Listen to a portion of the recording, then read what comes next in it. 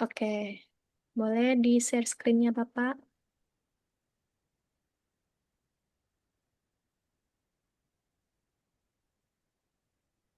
Apakah sudah kelihatan? Sudah Bapak. Oke, saya persilahkan Bapak, 20 menitnya dimulai ketika Bapak menyampaikan salam ya Bapak. Silakan Bapak. Baik, Assalamualaikum warahmatullahi wabarakatuh, anak-anakku semua. Apa kabar? Waalaikumsalam warahmatullahi. Waalaikumsalam warahmatullahi Pak Budi. Alhamdulillah sehat ya. Alhamdulillah sehat Ya, Pak. Pak Widi, ada Bu Yuyun, Bu Iya, Pak. Nasa sehat. Gimana kabarnya Bu? Baik, untuk mengakhiri Alhamdulillah sehat. pertemuan kita pada pagi hari ini, mari kita sama-sama memanjatkan doa karena ini adalah senjata utama bagi kita seorang muslim. Semoga ilmu yang akan kita pelajari mudah dipahami dan bermanfaat bagi kita semua. Berdoa disilakan. Berdoa selesai. Baik, anak-anakku sekalian, sebelum kita memulai agenda kita pada hari ini, eh, kita akan coba membahas ya tentang akuisisi dan pengolahan data mikroseismik. Oke, tadi saya kira hari ini yang tidak hadir adalah Pak Eko. Mudah-mudahan beliau tidak ada kendala satu apapun dan segera bergabung lagi di pertemuan-pertemuan berikutnya.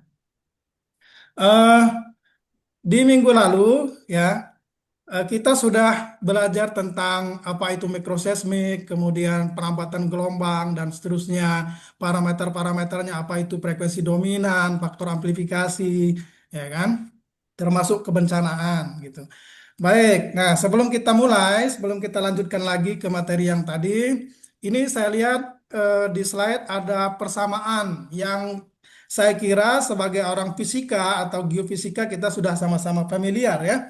Ini adalah rumus usaha di mana untuk melakukan usaha itu kita memerlukan gaya dan juga ada perpindahan. Tetapi kita pada kesempatan kali ini coba untuk berfokus ke persamaan untuk perpindahan atau perubahan dalam kehidupan sehari-hari. Kalau kita mau mengalami perubahan dari yang kondisi sebelumnya tidak baik menjadi nanti mahasiswa atau sarjana yang cukup kompeten, maka usahanya harus ditingkatkan, usahanya harus dimaksimalkan ya. Mulai dari sekarang belajar itu kita harus semangat, dan gaya gaya itu kalau istilah Bengkulu ya, sikap petantang petenteng, sok-sokan, sok pintar, sok apalagi ya. Jadi eh, kita harus mengurangi itu ya, kesombongan kita harus dikurangi, tetapi usaha kita harus tingkatkan. Nah, seperti ilustrasi ini bahwa sebagai seorang mahasiswa tentu bukanlah hal yang mudah, tetapi kita penuh dengan kejenuhan, tantangan, tugas dan seterusnya. Tetapi kalau kita usaha kita maksimal, maka harapannya nanti kita akan menjadi seorang sarjana yang kompeten, terutama untuk mengaplikasikan teori dan metode mikroseismik yang akan kita pelajari Yang hari ini. record biasanya tetap bisa, Pak. Eh, baik, Bapak Ibu, eh, silakan untuk memperhatikan video berikut ini. Ya, Saya kita juga belum bisa, Bu. ini Boleh di-list videonya. Bapak Ibu namanya. Mohon maaf, ada iklan sebentar.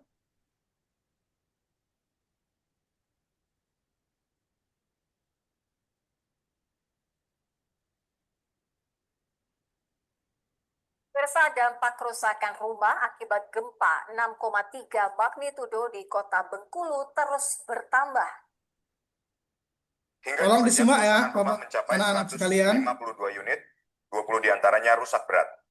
Adapun lokasi terparah terdampak gempa berada di Kelurahan Betungan, Kecamatan Slebar. Dibantu petugas gabungan, warga masih membersihkan puing bangunan dan juga menyelamatkan perabotan dari dalam rumah mereka yang roboh.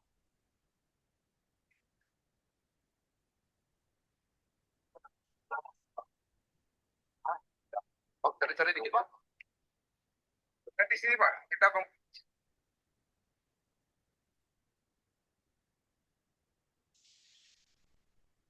Baik, Ananda sekalian, ya, coba dari video yang sudah ditayangkan tadi, nanti akan saya tanya secara acak ya. Nah, kita lihat di sini nanti yang namanya terpilih, mohon untuk memberikan tanggapan atau jawabannya. Pak Fahri, Pak Ananda Fahri, ada? Ya, ya, siap Pak Budi. Baik, menurut Ananda Fahri, kira-kira kenapa kok kerusakan itu parah terjadi di Kelurahan Betungan, sementara kelurahan lain aman-aman saja? Mungkin kalau dilihat dari spesifik mungkin dari lempengnya mungkin Pak. Atau Baik, mungkin apa ya, tekstur tanahnya mungkin lebih rapuh gitu. Itu oh Pak Budi. bagus, bagus sekali, cocok ya. Ada yang mau menambahkan lagi, satu lagi? Kita coba ya, kita coba apa namanya, pilih lagi. Oh, sebentar. Ini sudah, kok bisa terpilih kembali? Ya, Pak Widi. Ananda Widi, silakan. Baik, Ya, Pak. hmm, Makasih. Eh, Dekat sama pusat gempa, Pak, sehingga kerusakannya lebih parah. baik. Ya, udah. Terima kasih atas jawabannya ya. Udah ada apa namanya, pemahaman awal tentang kegiatan atau video tadi. Nanti akan kita perjelas itu kenapa ya, kok hanya di Kelurahan Betungan saja gitu.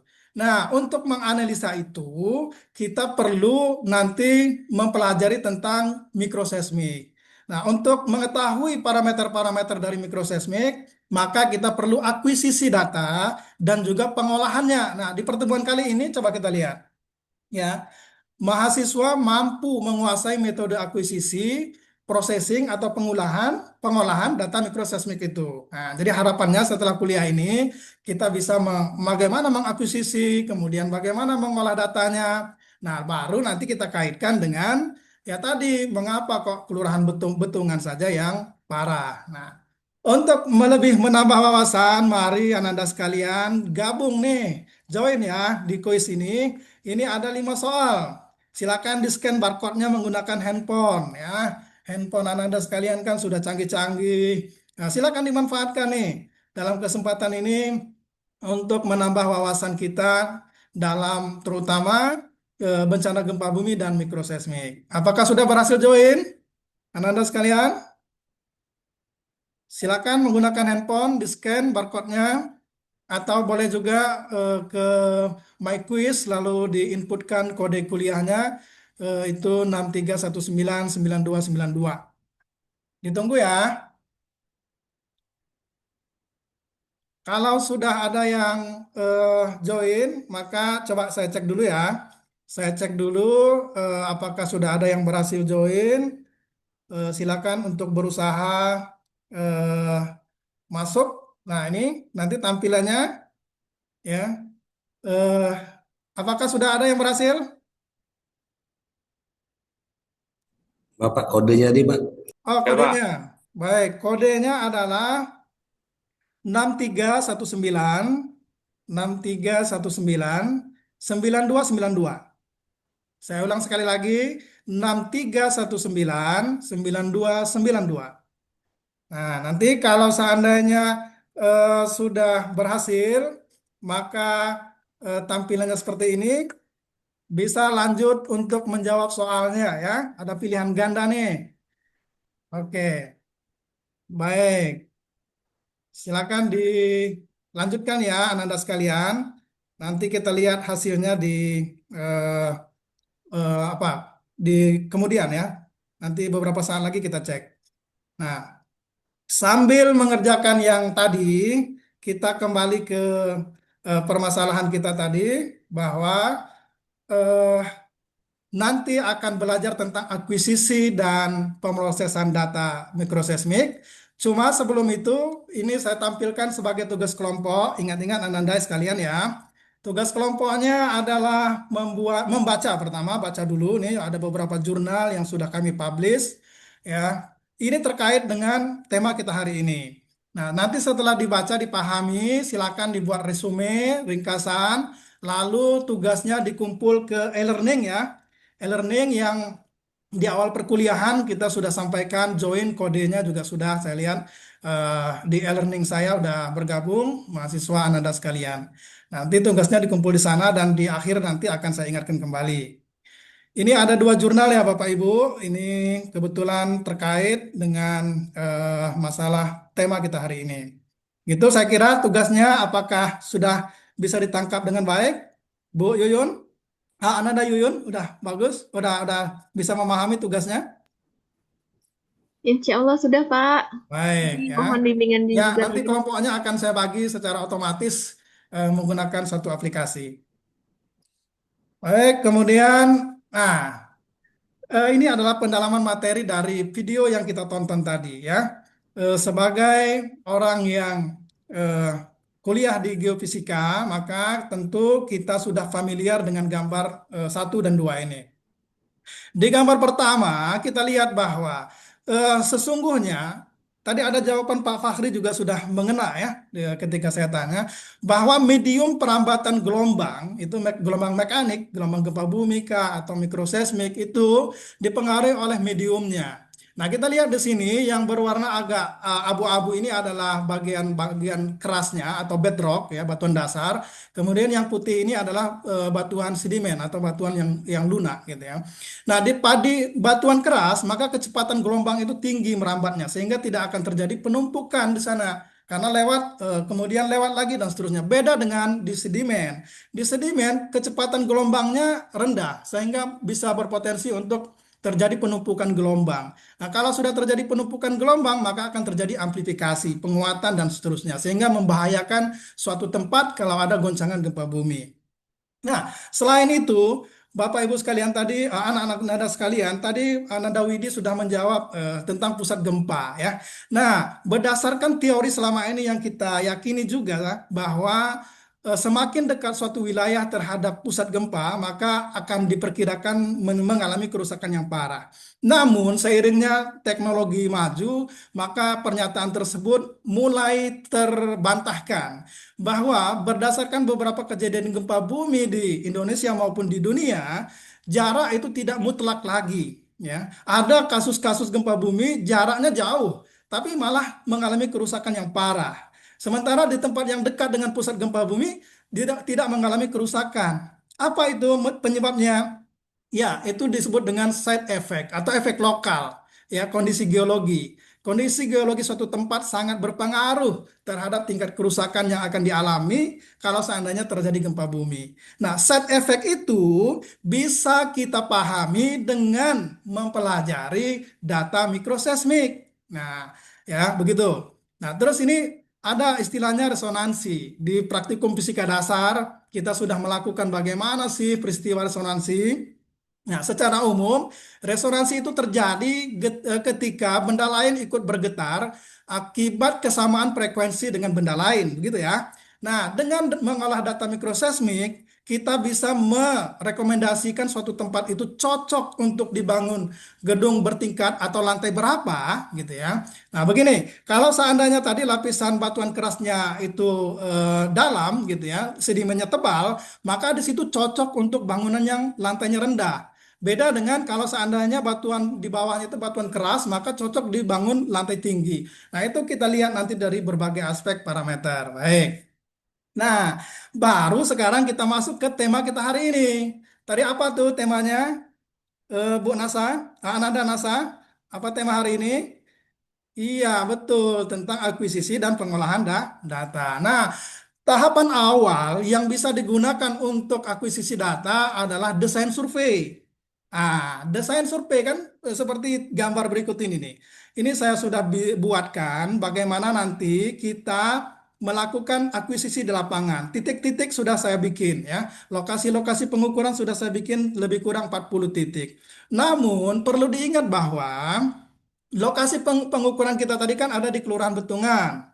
Tetapi kita perlu juga nih membandingkan bagaimana nanti karakteristik data di tempat lain. Ya, sehingga kita bisa menganalisa, oh gini ya ternyata di Kelurahan Betungan itu kecepatan gelombangnya rendah, frekuensi dominannya bagaimana dan seterusnya, begitu ya.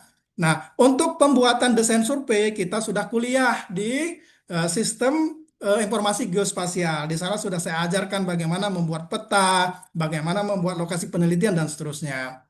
Baik. Nah, di dalam apa namanya akuisisi data, kita juga memerlukan beberapa instrumen, sensor yang utamanya ya, laptop dan seterusnya, kompas. Nah, kemudian beberapa langkah yang harus kita lakukan. Yang pertama itu melepelkan instrumennya, kemudian mengecek daya, kemudian penyimpanan, ruang penyimpanan data dan seterusnya itu harus kita cek semua gitu ya. Nah, kira-kira langkah-langkah di dalam akuisisi data tadi apakah sudah bisa dipahami? Pak Fahri, Ananda Fahri. Cukup dipahami, Pak. Baik, oke ya. Nanti dengan adanya membaca dan meresume jurnal yang sudah saya sampaikan tadi akan menambah pemahaman dalam proses akuisisi. Nah, berikutnya itu adalah pengolahan. Wah, setelah kita memperoleh data tadi, ya, misalnya 40 data yang sudah saya buat desain surveinya, maka kita lakukan pengolahan data. Untuk hari ini, kita hanya berfokus saja ke kotak yang putus-putus ini. Ya, kotak yang putus-putus itu ini yang akan kita bahas di hari ini ya, di mana kita awali dengan menginputkan data 3D-nya. Software yang kita gunakan adalah software GFC, itu software gratisan yang sudah saya sampaikan juga di pertemuan lalu. Nah, setelah input maka kita lakukan filter ya. Apa itu filter? Yang kita sering dengar itu adalah filter oli gitu ya. Filter itu kira-kira apa, anak-anak sekalian? Iya, Saringan. iya, penyaring, betul anak-anak NASA. Jadi data itu harus kita saring, mana yang data baik, mana yang noise gitu ya. Seperti dulu misalnya kita membuat teh, ketika masih teh serbu itu ya, setelah kita seduh maka kita lakukan penyaringan agar supaya ya serbu-serbunya itu bisa kita buang. Begitu juga dengan data ini. Kemudian berikutnya adalah windowing, proses pemilihan penseleksian ya. Kemudian kita tahu bahwa hasil rekaman di lapangan itu sumbu X-nya masih dalam kawasan waktu. Nah, untuk mengubah dia menjadi kawasan frekuensi, karena nanti di hasil akhir itu adalah frekuensi di sumbu X-nya, maka kita harus lakukan transformasi, yaitu transformasi Fourier. Nah, teori lengkapnya nanti akan kita sampaikan. Lalu yang terakhir adalah tahapannya smoothing. Jadi di tahapan ini bagaimana kita menghaluskan puncaknya gitu ya. Nah, ini sebenarnya saya sudah buatkan juga ini di tahapan windowingnya bagaimana kita memilih data-data yang baik dan data-data yang noise atau pengganggu. Nah, di sini tahapan smoothingnya bagaimana kita menghaluskan puncak daripada kurva ini. Kita lihat nih sebelum dilakukan smoothing puncaknya masih kayak gergaji lah gitu ya. Tetapi dengan dilakukan smoothing maka puncaknya menjadi clear dan itu nanti bisa dijadikan untuk ya memperoleh nilai faktor amplifikasi dan juga di sumbu X-nya adalah frekuensi dominan. Apa itu frekuensi dominan? Sudah disampaikan kemarin.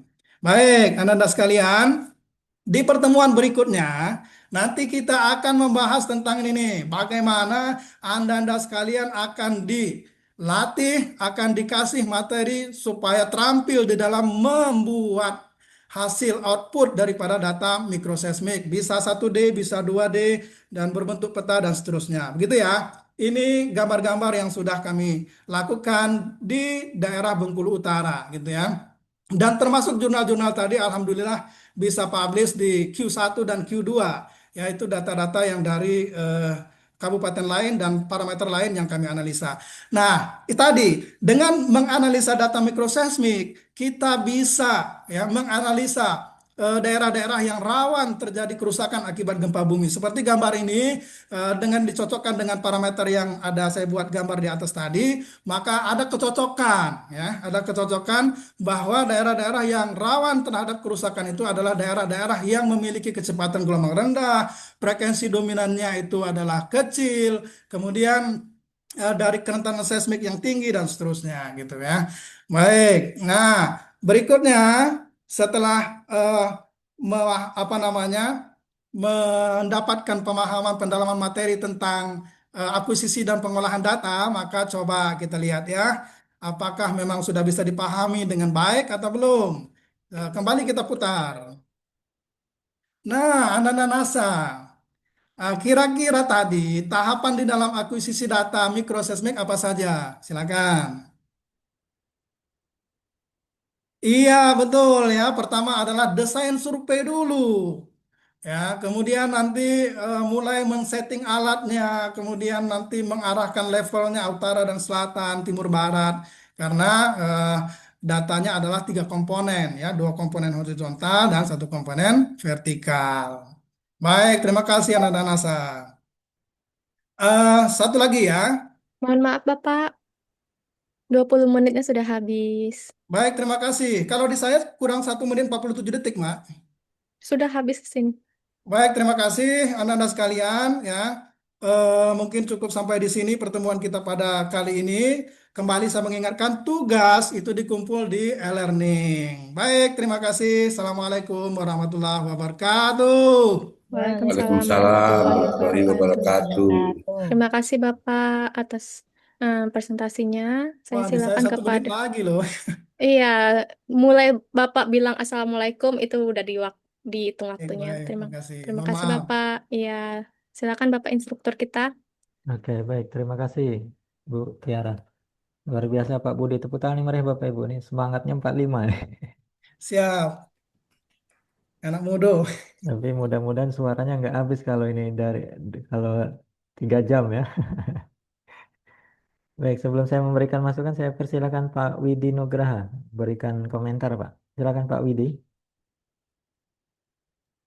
Baik Pak, sudah bagus Pak dari penyampaiannya maupun apa materinya. Mungkin videonya masih terdapat kesalahan, jadi barangkali kalau saya sih saya potong kemudian saya jadikan satu video tersendiri baru dimasukkan ke PowerPoint sehingga tidak terbawa hal-hal yang lain, itu Pak, menurut saya. Oke, baik. Terima kasih Pak Widi. Diterima Pak Budi ya. Ya, diterima Pak. Oke, Udah baik. berusaha tapi belum hilang juga. Terima kasih sarannya. Ya. Ya, udah sadar dari Oke. awal. Baik Pak Budi, ini Bapak Ibu, Pak Budi ini luar biasa semangatnya. Ini bisa kita jadikan model ya, contoh bahwa jadi dosen itu kalau kita semangat, mudah-mudahan mahasiswa juga semangat ini. Modal awal ya sebagai seorang dosen.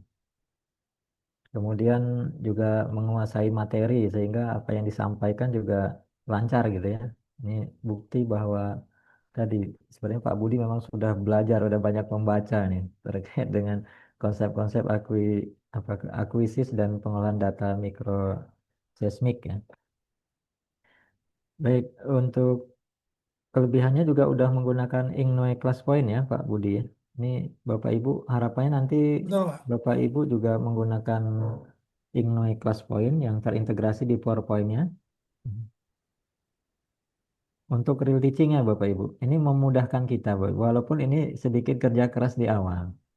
Nah, Bapak Ibu memang kalau kita konsekuensinya kalau menggunakan aplikasi Ingnoi Class Point memang agak kerja keras menyiapkan segala sesuatunya Bapak Ibu ya. Tapi ini cukup sekali Bapak Ibu kalau sudah dibuat bagus gitu. Jadi selamanya tinggal diedit-edit saja gitu kan. Betul. Gitu. Jadi memang kita nih memang segala sesuatu yang butuh kerja keras di awal Bapak Ibu. Tapi kalau kerja keras di awal nanti membuahkan namanya kebahagiaan ya. Walaupun dalam hidup ini tujuan kita bukan membuat orang senang sekali lagi saya Bapak Ibu, tapi mendidik ya Bapak Ibu. Jadi sama Bapak Ibu kalau punya keluarga tujuan utamanya bukan membuat mereka senang atau bahagia sebenarnya, tapi mendidik agar mereka akhirnya juga bahagia gitu ya dengan aturan-aturan gitu. Nah, masukannya untuk Pak Budi kelas poinnya dimaksimalkan lagi. Ya. Jadi di kelas poin itu banyak banyak menu-menu yang bisa digunakan. Kalau Pak Budi tadi lebih fokus ke spinner ya. Iya, betul. Sebenarnya bisa sama-sama menuliskan tugas itu langsung terlihat gitu ya. Terus bisa membuat juga soal langsung di kelas poin itu bisa langsung buat soal. Walaupun soal kalau kelas poin Bapak Ibu itu satu halaman satu gitu soalnya gitu. Jadi satu halaman satu gitu. Soal kalau apa di kelas poin. Jadi lebih divariasikan lagi nanti untuk apa di real teachingnya.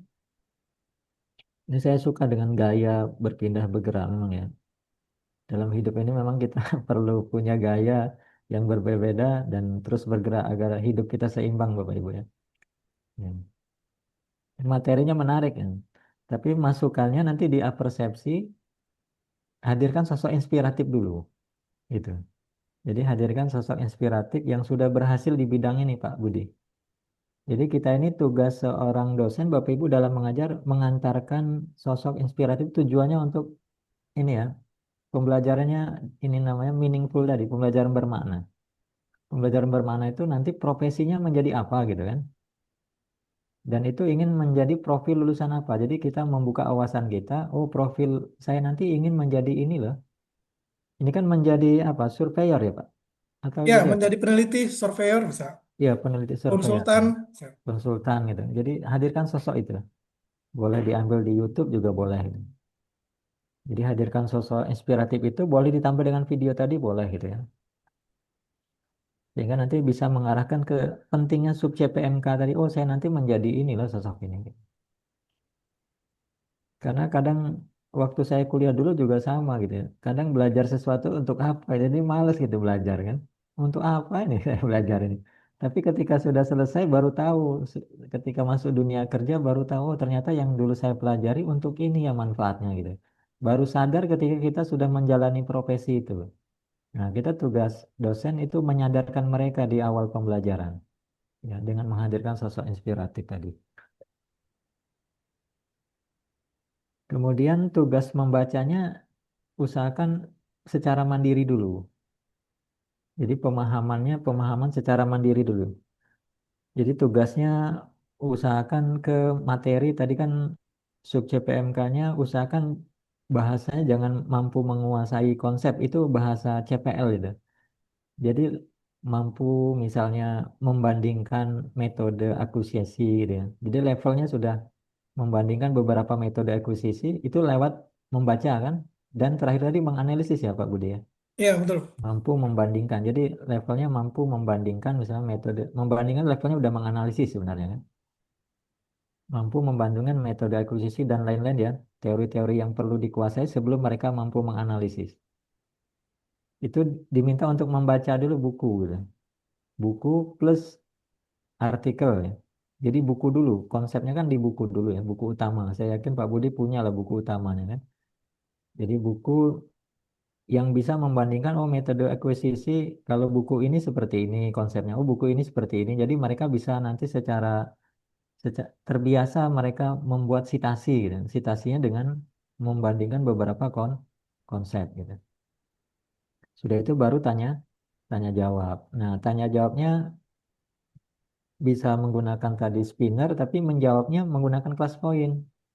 Ada itu menunya ya untuk menjawab. Nanti bisa kelihatan tuh semuanya itu jawabannya bisa kelihatan di kelas poin.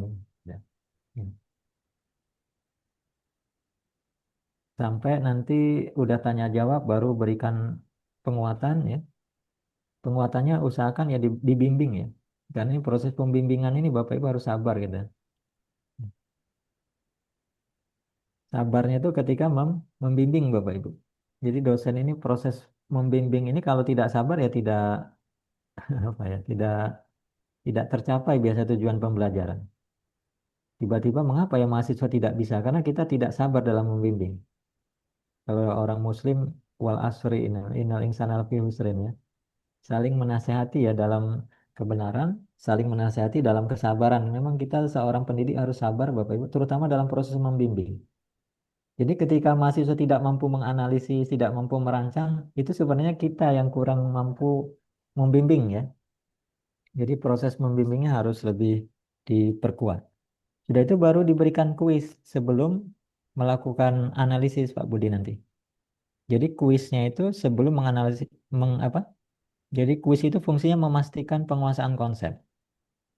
Ya, sebelum proyek atau sebelum analisis kasus. Baru diberikan kasus ya.